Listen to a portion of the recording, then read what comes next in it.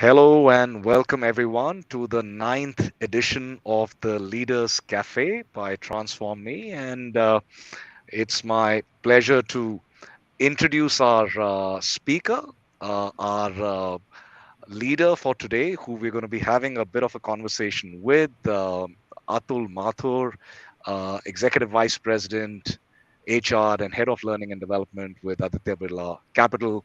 You can see, this. I don't think this one slide does justice, Atul, to your rich experience, but we've tried to bring in the key aspects. But like I was sharing with you just a while back, I think for me, what's most exciting and what I'm looking forward to the most is your perspectives given your varied industry experience. Of course, right now you're with Adiyta Birla Capital in the financial services, but I know you've been with telecom, IT, insurance, and so on. So welcome, Atul, on this beautiful topic of future of leadership development. Very, Thank you. very timely topic, future of leadership development, specifically in the BFSI segment.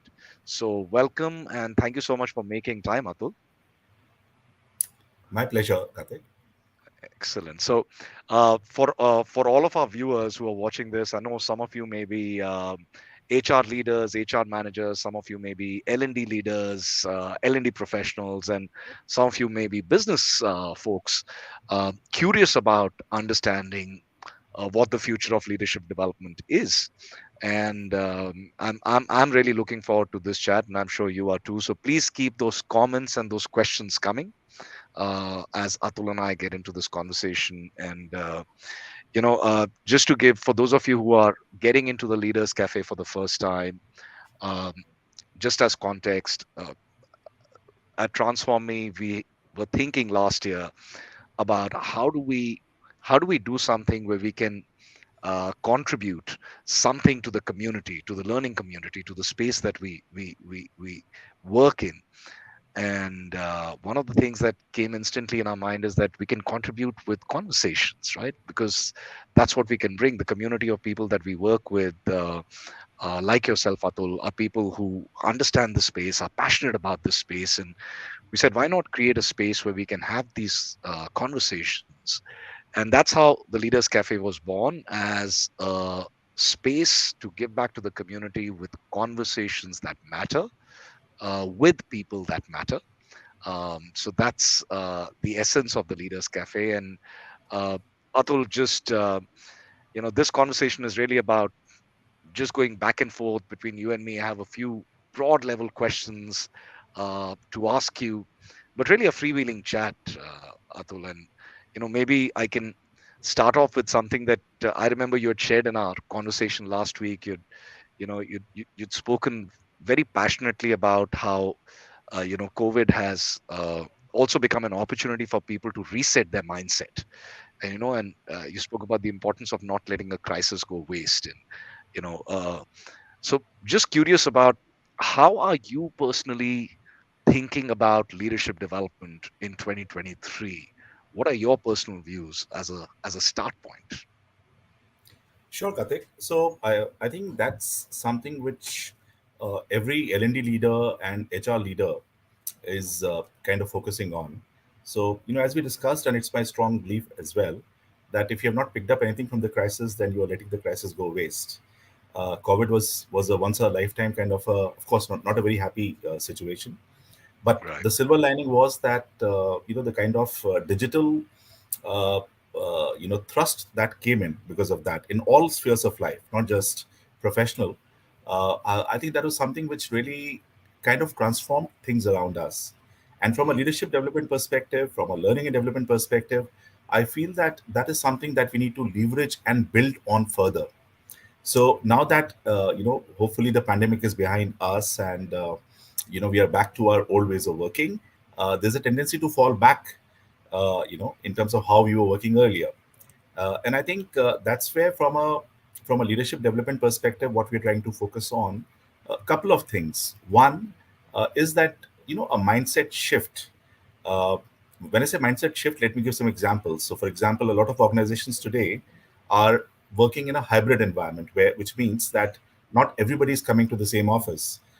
People could be operating from home. People could be operating from different branches and getting connected. getting connected, right? And typically, managers and leaders were in a habit of, let's say, having the morning meeting, morning coffee together, meeting with the teammates in person every day. uh, I think what we need to focus on is that as long as the human connect is there, Hmm. productivity can be much better even without those people coming to office. And therefore the focus, shifting from theory X, which says that people don't shirk work, don't want to work, to theory Y, which says that people enjoy work as much as they enjoy play. And I think that's something, that's one of the key themes that we are following in terms of a mindset shift when we are addressing leaders at all levels. And I would also like to qualify, Gatik, that when I say leadership development, I'm not just talking about the top team. I'm talking about all levels of leaders in the organization, because that's what's make an organization, right? Yeah. uh, Also, we have the advent of the gig workforce now, which is a different ballgame altogether. And the leader's ability to handle them effectively, right? While having the connect, while getting the deliverables on time, with all the quality parameters, I think that's again something which requires a lot of mindset shift and a lot of orientation. And of course, it's not that classroom sessions help. Also, on the job and how you are kind of curating those environments definitely work, because a lot of these things, like we say, 70-20-10, 70% is what a Yeah. person picks up on the job. And so how are you curating those roles, how are you creating those curating those processes from a larger HR perspective? I think that's also something which is what all of us are focusing on. The other piece is that the digital mindset, right? So there was a time when demonetization happened, and even if you have to pick up a cup of tea from a roadside vendor, you had to pay through UPI, Paytm, right? And the way these people picked up without any training, right, was True. phenomenal. Yeah. Yeah. Yeah. You're right. Right. You're right. Uh, uh, Now, the same thing happened, in corporates, when COVID hit, because work from home and a lot of things were being done digitally. And I'm not just talking about training, I'm talking about day-to-day business activities. Even sales calls were done virtually. Financial services, for example, nobody could have thought that you can sell an insurance policy through a digital mode, because the thought was that no, you have to go and sit with the person and explain to him. The And entire thing used to be to sit with a customer, have a cup of tea with him or her, yeah, and absolutely. explain, pick up that blank sheet of A4 sheet and draw the entire plan for the person. I remember Yeah, that. Yeah. yeah, and the digital tools available right now are actually helping us to reach out to the customer in the most effective fashion. So just like you Right. and I are talking, and we're not face to face, by the way, and a lot of our audience today, who could be sitting in different parts of the country or different parts of the world, are kind of connected over here. So I'm saying that that digital mindset is also something which is very, very critical. Normally, what is seen is that once normalcy comes back, people tend to go back to old ways of working. And that's where, from a L&D and a leadership development perspective, I think that mindset shift from a digital perspective is also very, very key. And of course, for that, you have to provide them with awareness, you have to provide them with use cases, you have to provide them with options. There has to be a lot of outside in thinking. I mean, you have to be on the lookout in terms of what the latest trends are. So that's another aspect, that we are focusing on post COVID, and things that we picked up from the crisis, and kind of building on them. And of course, some slight nudges. I mean, this is very, very transactional, but I feel it's very, very important as well. There's this IDA model in marketing, which is awareness, interest, desire, action, I love right? it. I keep talking to my team about it. So you picked up a model very close to my heart in many ways. But It's close to my tell me, heart. I'm sure you're going to give a spin to it, Atul. I'm curious what's the spin you have on that. IDA, no, there's no spin. It's just a simple, commonsensical approach. IDA is that repeated exposure to something could create interest and spur you to purchase that item. Hmm. Now, the same thing is there when you are trying to change behavior, when you're trying to bring about mindset shift. It's not just one lecture, one session, one training program that will do it. So, repeated exposure to certain tenets, certain things. So, for example, when we use a learning apps and through that send some bite-size, pointers to people across the company, that also helps, because once you see it on a regular basis, it starts registering, and that's where you start thinking about it, and that's where you start talking about it. And if you start talking about it, I think the interest is generated. You've just I've just had my first aha moment in this conversation, Atul, and I have to interject and share that. And thanks for sharing that. So I speak a lot. You've spoken to Jagriti and Amita on our marketing team, and I speak to them often about IDA, and when we're launching a new campaign, let's do awareness, interest is very close to my heart. I love that concept ever since I learned it in college 23, 24 years back. But what I'm hearing you say is so interesting because we're talking about future of leadership development, and we're talking about how do we need to develop people and the what and the how of it. So digital tools, mindset change, and all of that.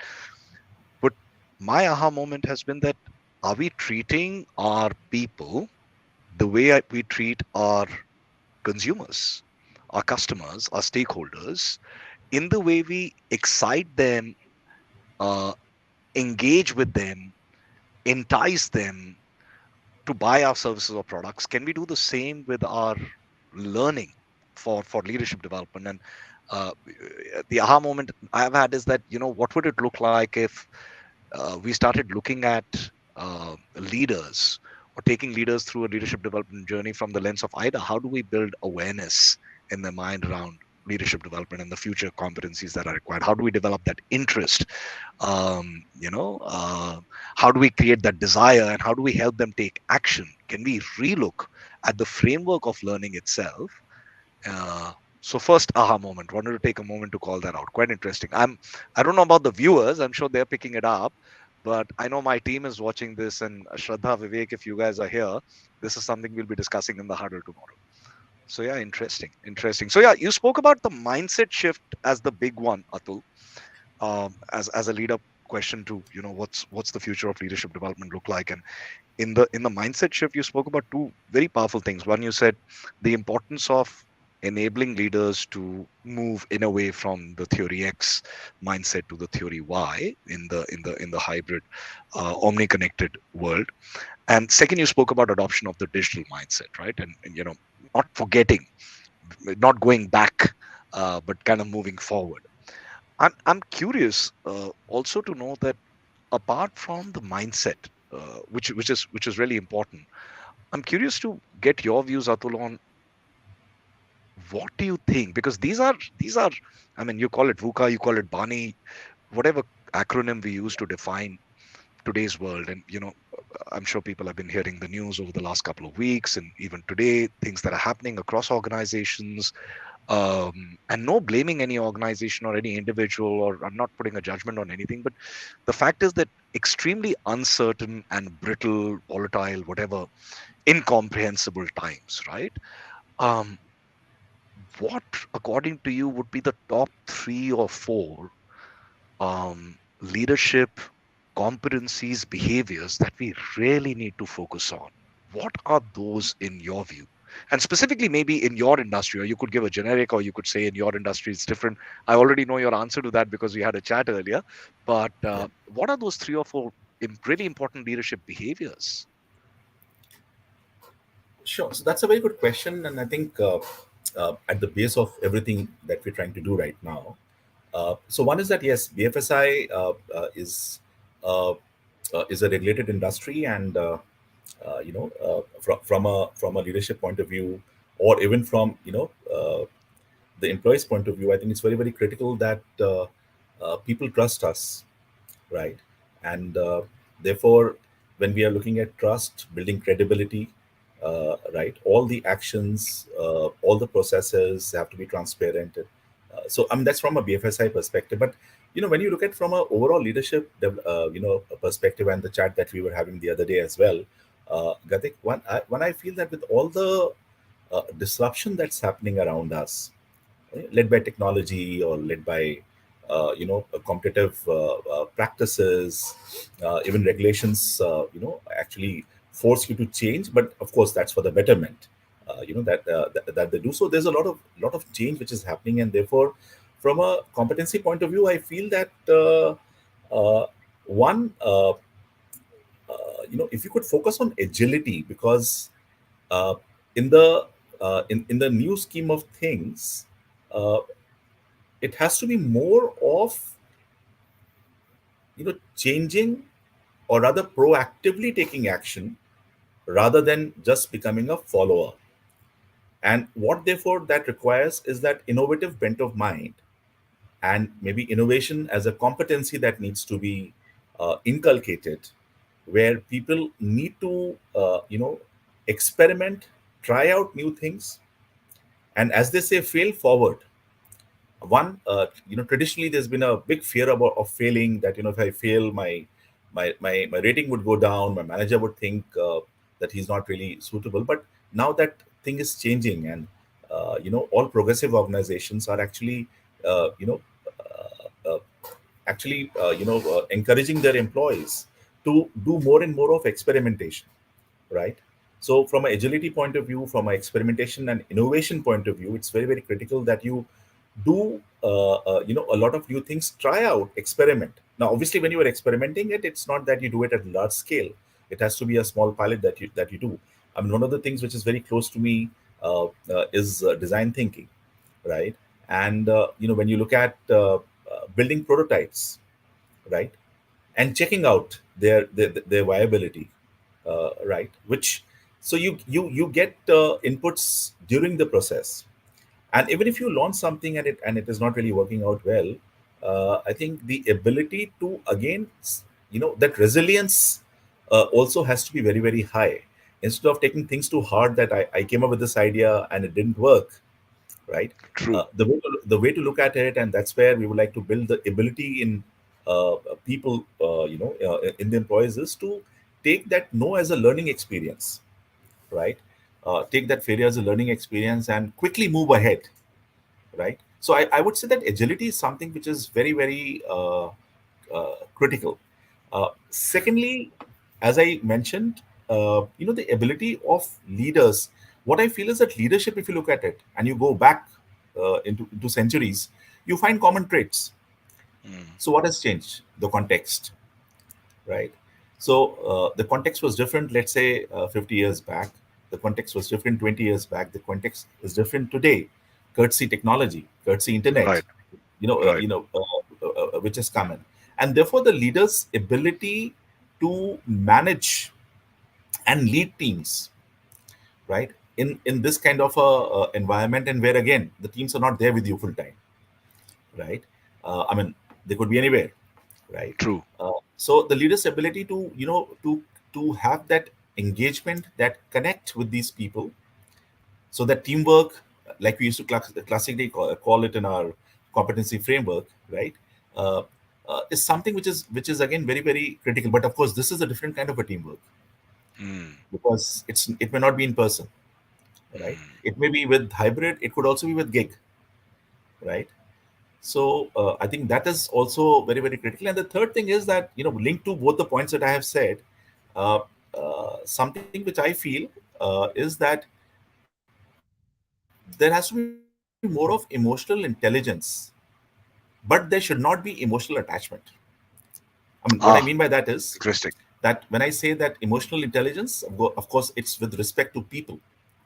But when I say emotional attachment, it is with what I have been doing all these years. I should not have that emotional attachment with them. I should be open to change, Mm. right? Uh, I hope there's no network That's connectivity here. no, no, Not no. sure. I can hear you well, and I think I've been making my notes as you started speaking, and already have some thoughts. And I heard you say four specific things, Atul, and that's given me a few more areas of exploration with you. Um, the first thing that I heard you say is really the question was really, what are the competencies, what are the behaviors that you feel are important for the future of leadership development to focus on? And the first one you said agility, and I connect with that. You said agility. That's the first point I took. The second one you said is kind of building resilience, because agility is about doing things differently, doing things fast, failing forward, experimenting, a word that I really, really love, experimenting, doing all of that. And that's really agility. And that would naturally mean that as you become agile, as you experiment, and as you fail, um, are you resilient? Are you able to deal with those failures? Are you able to deal with those no's? So resilience becomes important. um, the third one that I heard you speak about was engaging and relating with people. That entire part of how it used to be different earlier, the context and change.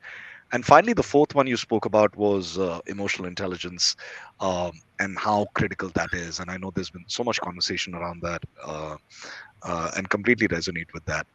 On the resilience bit, one of the and it's just a thought, and I'm sharing it with you to get your perspective.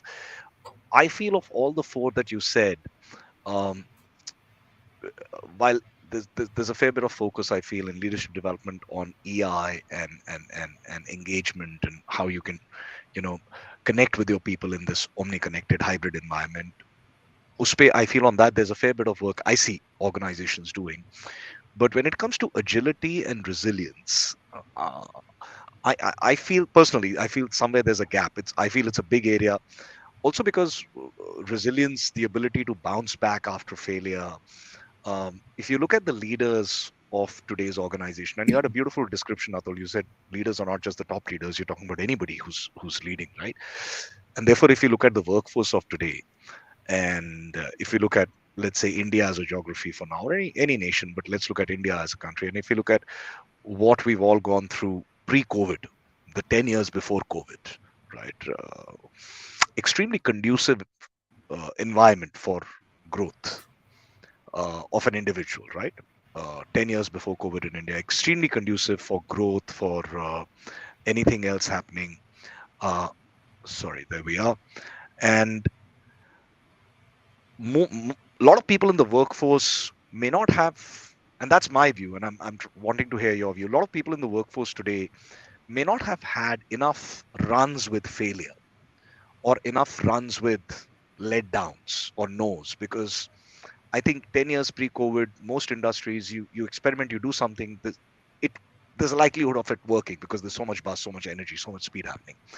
Um, and now suddenly to start facing those failures, suddenly for the workforce that I'm talking about, um, could adds to a very big challenge of people not knowing how to deal with that, right? And therefore creating a whole lot of other issues and other challenges and so on and so forth. What is your view on that, on how the workforce relates to resilience today? And do you feel organizations are doing enough and more? Do you feel there needs to be more focus? Is there something specific that you've tried, Atul, at ABC that has worked or not worked? Just curious to get your views on that. Sure. So, Gatik, two things. One is that, I just want to clarify that when you are experimenting, it does not necessarily mean that you'll always fail, because there's a lot of Sure. thought that goes into it.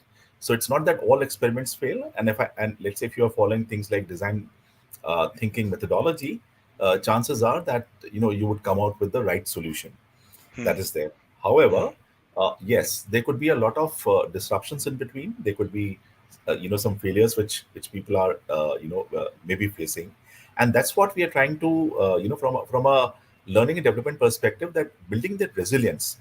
Now, building that resilience means that people who are there and doing that work, right, need to take it in the right spirit and look at things objectively. And therefore there are a lot of things in terms of soft aspects, soft skills issues, which are required and which are reiterated in a lot of learning programs.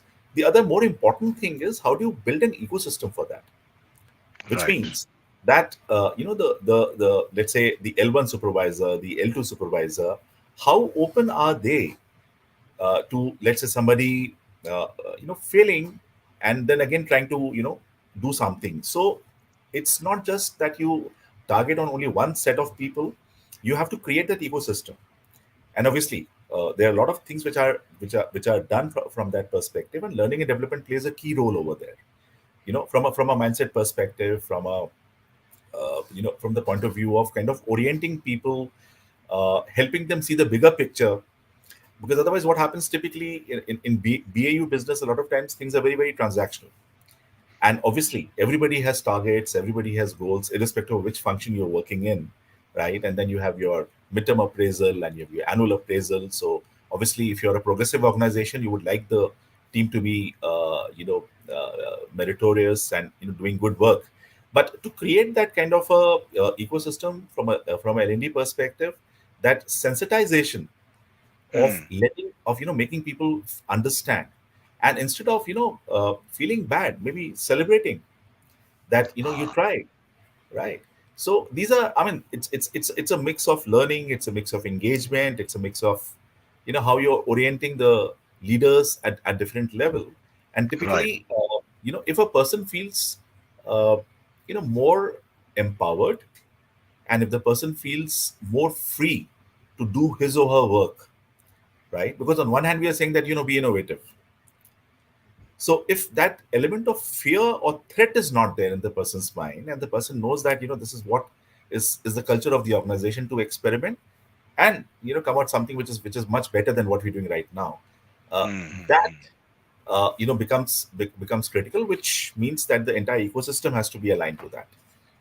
Yeah, and I think that's a great segue to the next place that I'd love to explore from with you. So one is we've just discussed that what are some of the future competencies or future behaviors that are required for leaders, and you spoke about agility, resilience, connecting with people, and emotional intelligence, and we kind of spoke about these four that you beautifully articulated, Atul.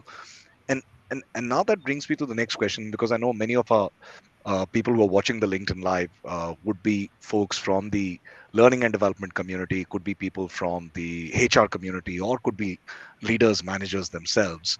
Obviously, people who are interested in understanding about this topic of future of leadership development. And so we've spoken about the what, and I'd love to explore a little bit about the how with you, uh, because I'm sure that's a question in some people's minds. Around. So how can I drive agility, resilience, connectedness, EI as a HR person? What can I do? As a L&D person, what can I do? And if I'm a leader in an organization, what can I do? So, any views, any best practices, any thoughts that you have? Some you've already shared. You've spoken about the organizational culture, but if we could kind of go a little deeper in that, Atul, would love to get your thoughts on the how. Sure. So I think there's no one right answer to this. Hmm. And here again, there's a lot of experimentation that also happens from, let's say, an L&D perspective as well, right? Uh, uh, but the fact is that if there is enough and more communication that happens in the organization, right? Uh, Let me take a very, very transactional example, right? So let's say there is a program which is happening for, let's say, first time managers, right? Right. Or the first line managers, who could be there, and there's certain aspects that we are going to train them on. I'm Hmm. talking purely from a learning and development perspective, Sure. right? Now they have to go through it, right? And we make it experiential. We make it in such a way that the program is curated in such a way so that they understand the concepts well and are ready to apply it also, right? But now, what's very, very critical that we focus on is that the L1 manager of that person, right, is also briefed in terms of what is it that his team member or members are going through.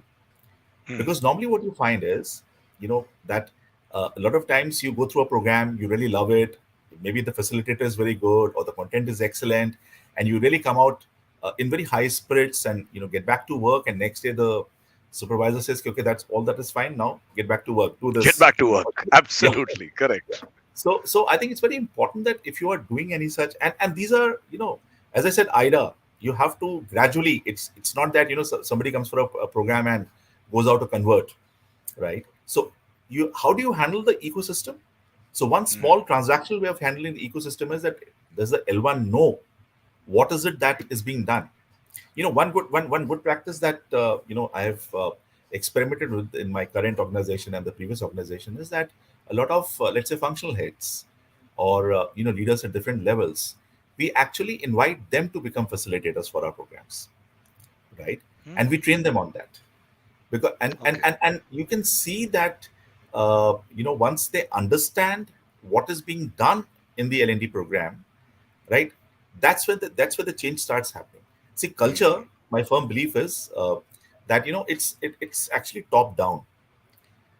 People see what their leaders are doing, what the seniors are doing, and they emulate that, right? So when we are saying that, on the softer side, even things like emotional intelligence, whatever that we are talking about, right? If you have some senior people coming in who are actually trained, and there are a lot of people who actually have that flair and they want to do it, because always there's a question that what is in it for me, right? And I think one of the best forms of leadership development is if you can make convert them into facilitators where they can actually conduct sessions. And there are people, even from my previous organization, who still contact me saying that, look, hey, I've created this module, just go through it, give me your comments, I'm going to conduct it tomorrow.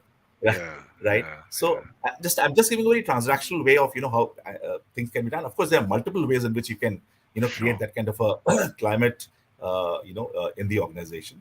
The second thing, as Yeah. I said, some nudges, and that's where Mm, digital technology really helps us. The learning app, when you're reaching out to the people, with some kind of a follow-up thing. Like earlier we used to have action plans made out of mm, training programs, but over here we're not saying action plan. Over here what we're saying is that, look, get back to them with the concept again and again from an application perspective. And if that comes to me, a lot of times a pin drops somewhere, and or penny drops somewhere, and I start picking it up, I start generating interest in that particular piece. So I would say, I think there's a lot of experimentation that we need to do, and obviously nobody has the right answer. Right, a lot of organizations doing a lot of good work in this regard. These are some of the baby steps that we are taking in terms of creating a more positive environment in the in the organization. And the other piece also is, I think, very very critical. A classical learning and development piece has been push versus pull, right? Where people feel that it's a HR agenda, right? So if I'm being earlier, I remember when I started my learning journey. That was quite some time back. I'll not mention how long back, otherwise you'll guess my age. But that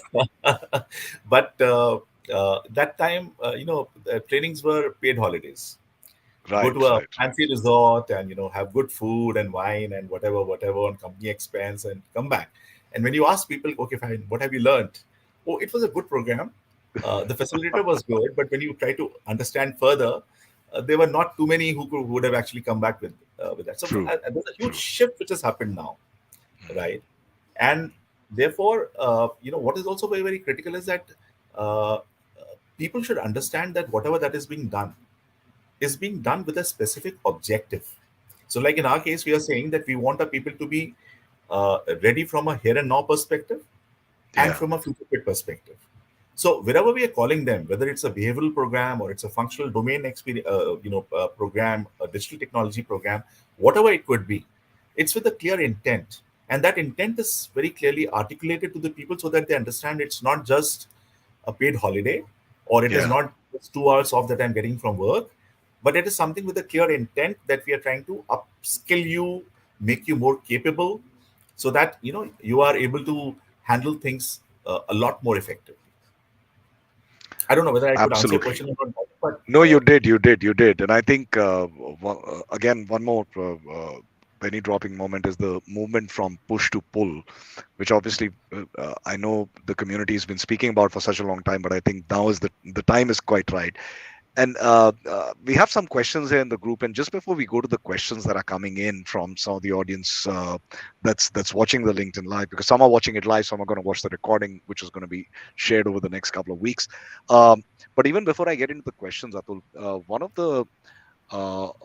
the things that we're seeing with some of our clients, you're aware that we do leadership development and we do some specific work there. I won't get into that, but uh, because you spoke about agility, resilience, and connectedness and EI, I think the connecting thread between all the four areas that you spoke about, none of them have to do with um, things like strategic thinking, decision making, problem solving, um, financial acumen, business acumen. None of them you spoke about that, and which is interesting because as we're speaking to more and more clients, we're seeing many of our clients who are more experimental, more new age, more forward thinking, more risk taking for a variety of reasons. Um, and we're enjoying working in that space with them because my belief is that this is the time to help strengthen leaders from within. It's about strengthening the individual, not so much strengthening the leadership competencies. How do you help people learn how to learn? How do you help people become stronger to deal with resilience? How do you help people? So it's really about transforming the individual and working with them at a deeper level. um, because that kind of adds to the results that you see in them experimenting, them taking risks, them being able to deal with failure, connecting, so on and so forth. Um, but I know only few organizations that understand the importance of that and the work around that. What's your personal view around that, Atul? That's the last question from my side before I move to the group and Sure. Gatik. to No, the I audience. was If you can actually put in some more questions, please. sure. Back I to you. was actually expecting this to come up, and you finally touched on the topic. So uh, you're not ignoring things like strategy and vision, or business acumen, right? Or let's say things like financial planning and whatever that traditionally that people have been working on. I would say that they're all there. They're all Mm, there, but I would put it more at a hygiene level. It's that they are required, right? I mean, obviously, you need to have that strategic bent of mind if you are at a senior level and looking at at this. But along with that, are you also innovating, mm, right? So see, these things actually get somewhere. It's a composite whole, right? It is not yeah, either or. It's not either or, true, and it cannot be true. either or, because Mm, as long as you are in a enterprise, working in a competitive environment, right, dealing with competition and competition coming in from different sources, right? Like the Netflix CEO just said very, very famously that my competition is it comes from sleep, right? I mean, that's one I mean, that really caught my imagination, right? yeah, So see, all these things are required, but I would say that mm, it's not either or, it's both. But the things that I mentioned right now, because we have gone through something which is very, very extraordinary. mm, And I'll again go back to where the discussion started. We need to build on that. And that's got where it. the focus was. So we're not saying that we're not doing the other pieces at all. We are. We Right, are. right. Our leadership journeys, our learning architectures obviously cover them. Uh, you know, But those are kind of the basic. That's the foundation. That's the yeah, hygiene, yeah, yeah, because that yeah. we've always been doing. But now it's time Yes. to, in addition to that, focus on these three or four areas that you outlined. Got it. Yeah. Got it. Got it. Love that. Love that. Love that. So, Adal, I'm going to pick up a few questions from the audience, if you don't mind. Some people have been putting up some questions, so Sure, sure, let's sure. uh, let's see if we can offer them Again, some as I perspective, if mentioned, not an answer. Gatik, to you earlier, that I'm not good at giving profound answers. I'll just give a practitioner's view. So I'll try my best to respond to the questions that are coming in. And like I said, Leaders Cafe is about conversations that matter, and just to hear authentic perspectives. And I'm loving this, Atul. So, and I'm sure the audience is too. So, there's one question that's here, which says about it says, Atul, you mentioned about mindset shift, uh, the focus on mindset shift after the pandemic. How do you drive engaging and meaningful learning in your hybrid world with different environments for each? So the question is, how do you drive engaging and meaningful learning in a hybrid environment with a different environment for each? I'm assuming different environment for each of the employees and users. So how do you drive that in your organization? Sure. So, see, one is that we have to train our leaders who are handling these teams, you know, uh, on their ability to engage and, what we call as communicate, communicate, communicate. A lot of times, what happens is that when people are not in the office, a very interesting thing happened. For example, there were Hmm, certain roles that you said, would be work from home, and certain people will have to come to office. Now, people who were asked to work from home felt that, are we not important? They right. wanted to come to the office, and people who were being asked to come to office, they said, why can't we operate from home? So I mean, that's a very interesting thing that we that we discussed, right? So people who are working from home or in a hybrid kind of an environment, I think that connect with the leader is very, very critical. They should feel included in whatever that is happening, and not be a transactional point of contact. And Hmm, that's what we are training our leaders on, the ability to interact with them, right, more and more often, have some kind of a rhythm around that. And the person should feel very much a part of the team, should not feel that I'm just here for some transactional work and that's what I'm expected to deliver. It's not just the goal. It is right. that person is an important, and that's where that mindset shift, and that's where the thing about theory X, theory Y that I spoke of earlier.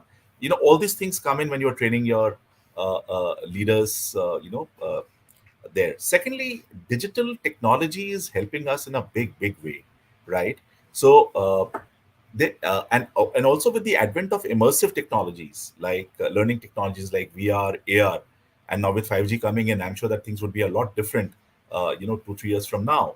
But for example, we have run business simulations, for example, right? Hmm. And people are all in different Using locations. using VR, AR, or different So kinds of no, so this was not VR simulations. AR. This is not VR. Okay, I'm saying that VR AR would be, let's say, the next 2 3 years the would be more next. prominent. Got it. Yeah, Got it. but things like Got it. for example, business simulation, right? Hmm. So my partner could be somewhere else, but we are together, participating in that event and activity, just like it would have happened in the good old world, where we were all Hmm. huddled together in a training room and we were, working with them. So I think the digital technologies is actually helping us, and digital learning technologies are really helping us.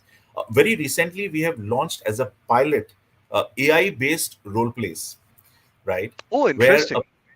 so where a person can actually record his or her own video on the microsite, and gets a real-time feedback in terms of the keywords, in terms of conversational analytics, in terms of sentiment analytics, right? And after that, and so there are practice sessions where the person gets the feedback, improves, and after that the person submits. And when the person submits, then the manager and the trainer can see what has happened over there, and then you focus on people who are probably still grappling with the basics over there. So I'm saying that the digital technology, the digital learning technologies are really helping us in a big way, right? Hmm. So just to summarize, I'm saying connect, and therefore the leaders need to be trained and capable of connecting, and making people feel more included rather than excluded from the whole piece. So if I'm not coming to office, does not mean I'm not important. I am important. I'm an Right. integral part of the team, and that's the feeling I should get, right? Number two is deploying the new digital solutions from a L&D perspective, Yeah, and and of that's course been the there will be consistent theme. many more. Yeah. Yeah. I've heard that, and I think the digital tools definitely seems to be the consistent theme, and it goes back to the need to experiment and try for organizations to define and find out their own future of leadership development.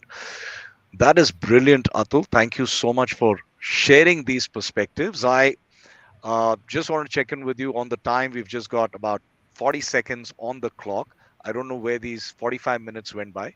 I don't know whether you realize, Atul, we've been at it for 45 minutes.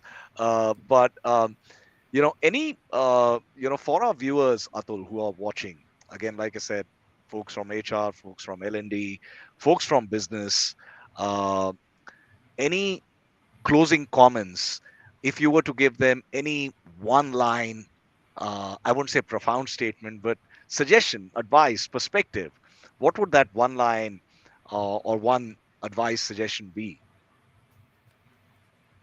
It's a difficult one, Gatik, because one, I'm not a typical Gyan Guru. to I can but sense that already in the conversation, but I'm loving how this is free flowing, Atul. So whatever comes to your mind, I think will be powerful. sure. It doesn't need to No, be but one line, what but I what would you like to? sure. So what I said earlier,